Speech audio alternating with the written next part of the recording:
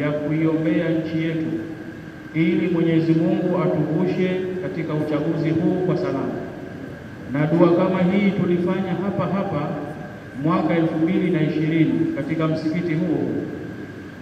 Salamu za ofisi ya Mufti tunakwenda kwa sababu ni dua inahusu nchi, na mimi nakwenda kuzungumza kisa kinachohusiana na nchi.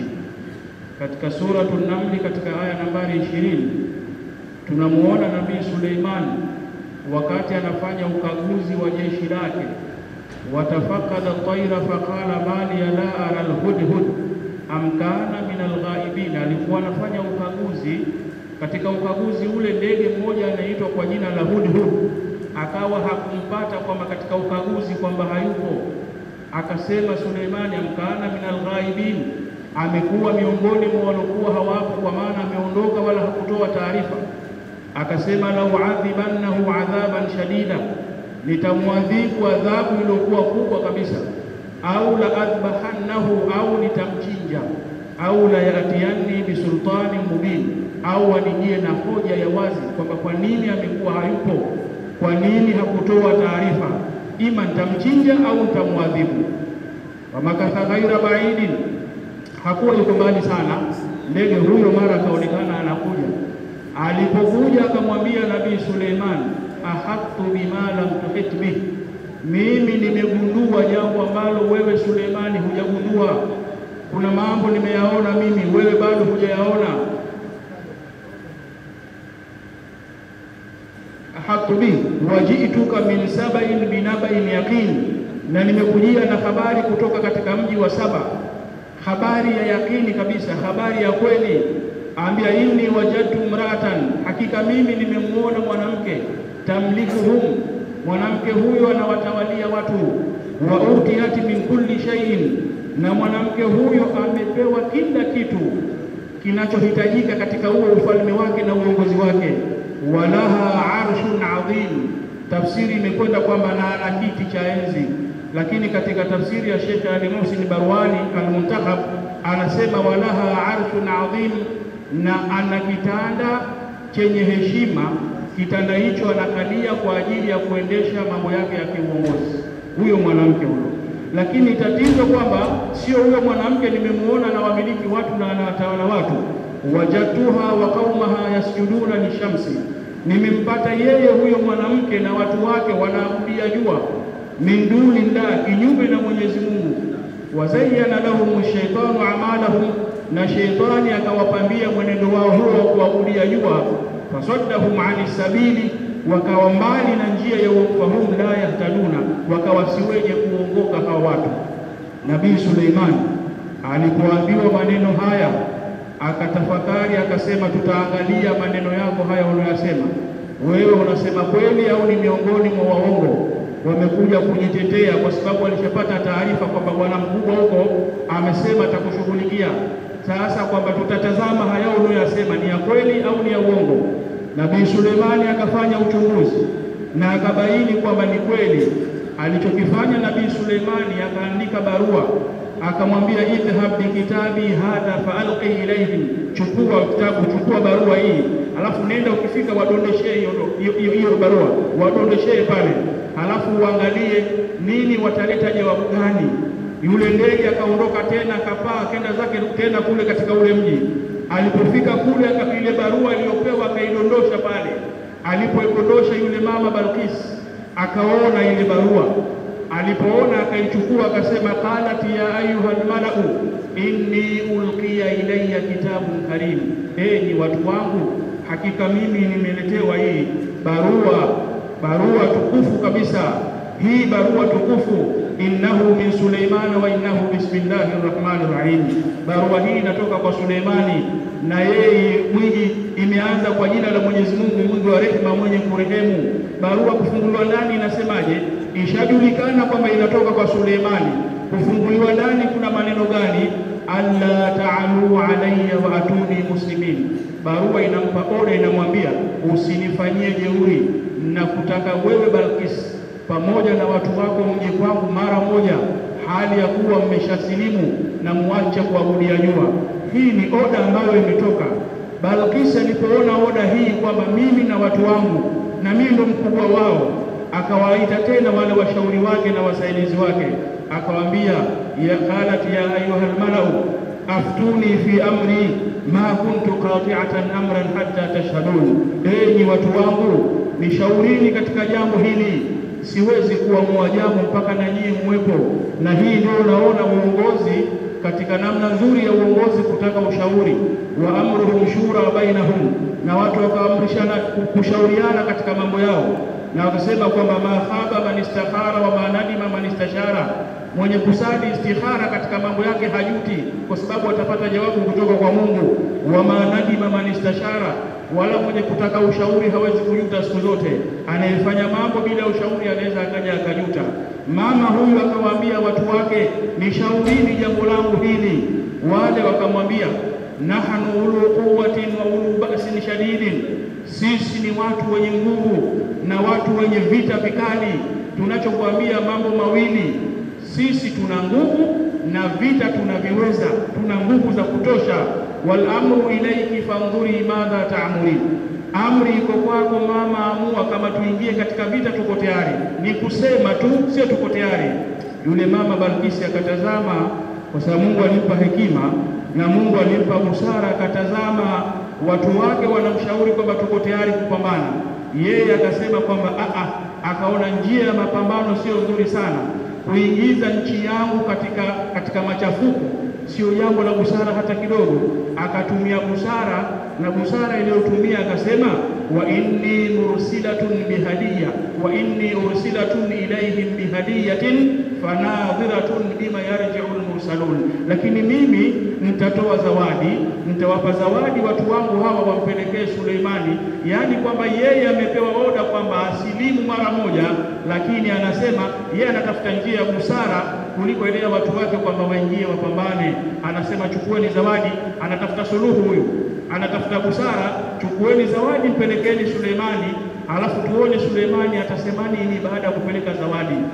Maelezo haya na aya hii ninachokusudia kusema kwamba inatufunza kwamba kila kiongozi kwa nafasi yake, kila kiongozi kwa nafasi yake ana wajibu mkubwa wa kuhakikisha kwamba nchi ya Zanzibar na Tanzania kwa ujumla haingii katika machafuko.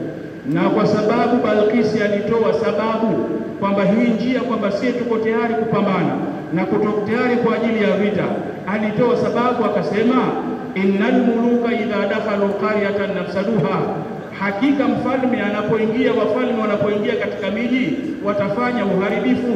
Tukiingia katika vita, maana yake uharibifu utatokea, vilivyopandwa vitaharibika, vilivyotengenezwa vitabomolewa. Sasa kwa sababu Balkisi alikimbia uharibifu kutokea katika nchi yake, alitafuta namna na njia iliyokuwa nzuri ya busara, na jambo lile baadaye likamalizika bila ya matatizo yoyote kabisa. Maelezo yangu na nasaha zangu na salamu zetu sisi ni kwamba kila kiongozi kwa nafasi yake atumie busara.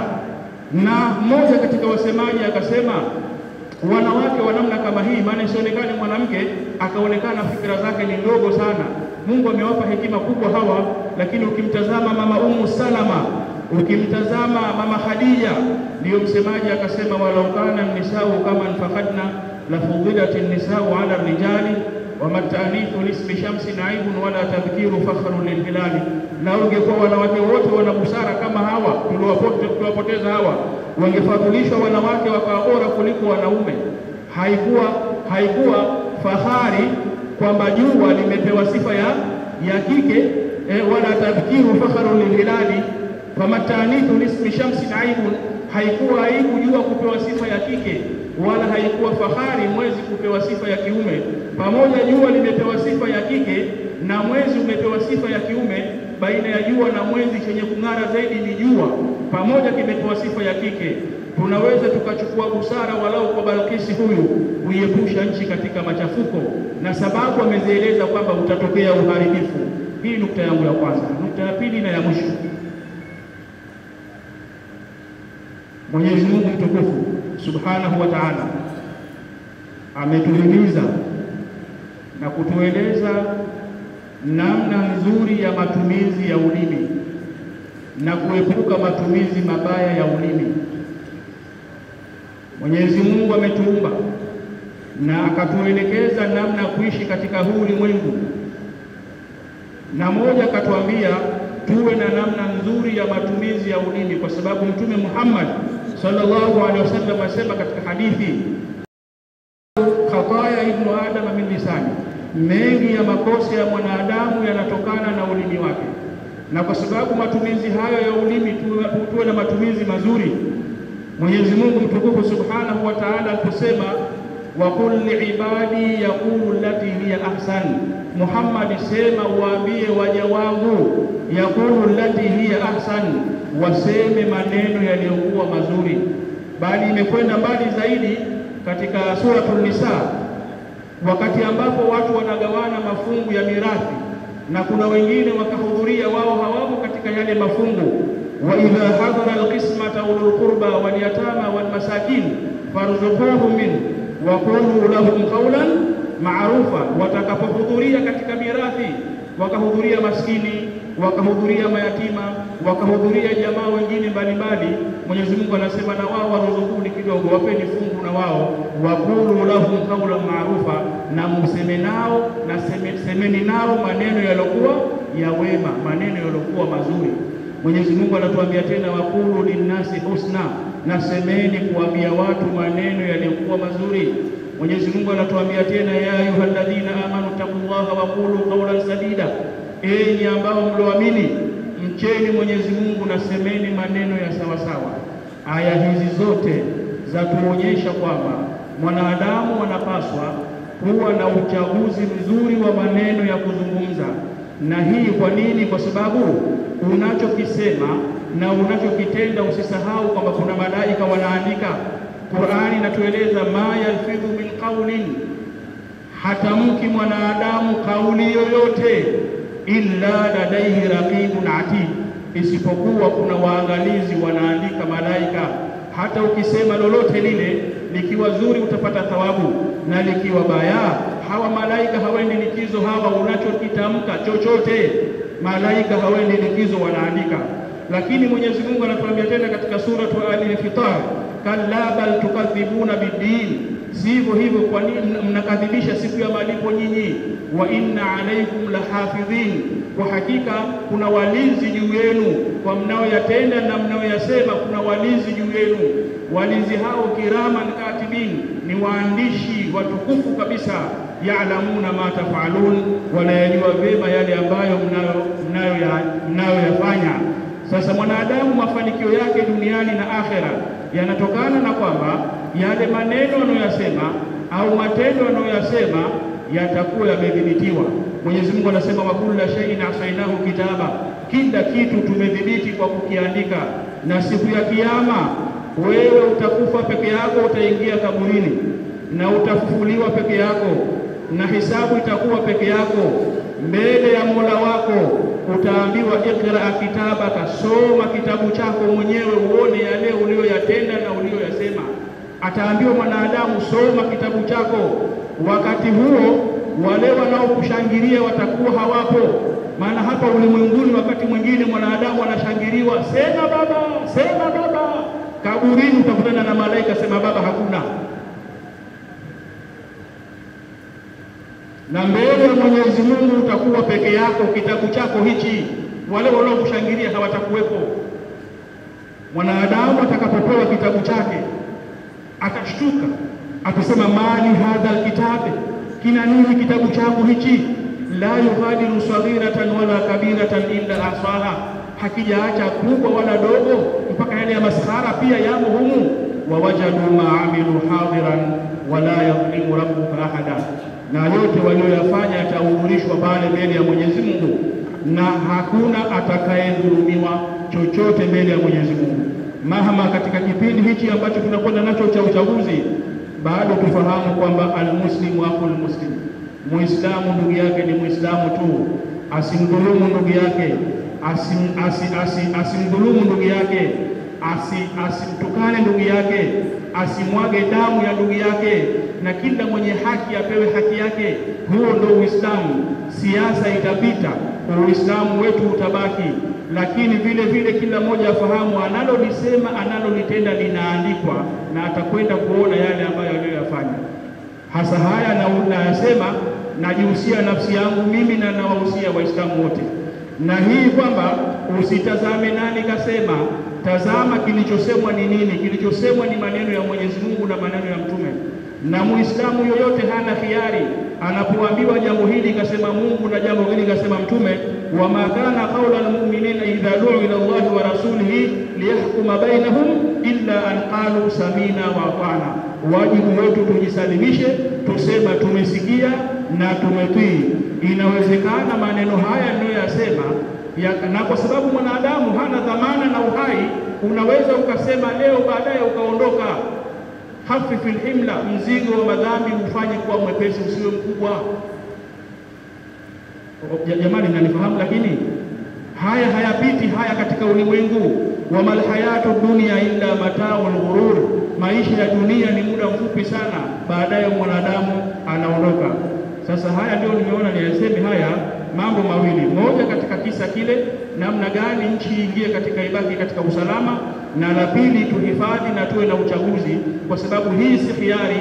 Haya ni maagizo ya Mwenyezi Mungu, ametutaka tuwe na uchaguzi mzuri katika maelezo yetu na katika maneno yetu. Na yawezekana ikawa yasifahamike sana hivi sasa, lakini fasatadhkuruna ma aqulu lakum, mtakuja kumbuka haya ninayokuambieni mimi, mtayakumbuka haya. wa ufawidhu amri ila Allah, jambo hili namwachia Mwenyezi Mungu. inna Allaha basirun bil ibad, Mwenyezi Mungu anaona waja wake wote. Mungu anawaona waja wake wanaoyatenda na wanaoyasema. Sasa ni vizuri mtu akasema yaliokuwa mazuri akapata thawabu. Ningekuwa na muda ningeendelea zaidi, lakini muda hautoshelezi tena, na haya tosheleze. Inawezekana mwanadamu akasali sana, akafunga sana. Ataderuna manil muflis, mnamjua aliyefilisika. Masahaba wakasema aliyefilisika ni yule ambaye hana pa kukaa, hana nyumba wala hana fedha, hana fuluthi. Zamani alikuwa katika uongozi, kafilisika, kashuka, hana kitu. Mtume akawaambia hapana, aliyefilisika ni yule ambaye atakuja mtu katika umma wangu hali ya kuwa amesali sana, amefunga sana, lakini matatizo atakuja hali ya kuwa kamdhulumu huyu, kamtukana huyu, kamdhalilisha huyu. Yule uliyemtukana zinachukuliwa thawabu zako, anapewa. Yule uliyemdhulumu inachukuliwa thawabu zako, anapewa. Yule uliyefanya hivi anapewa. Mwisho wa siku sala zako na funga zako hamna kitu, unachukuliwa unapelekwa motoni. Hadha na Allah, Mwenyezi Mungu atuhifadhi na atustiri.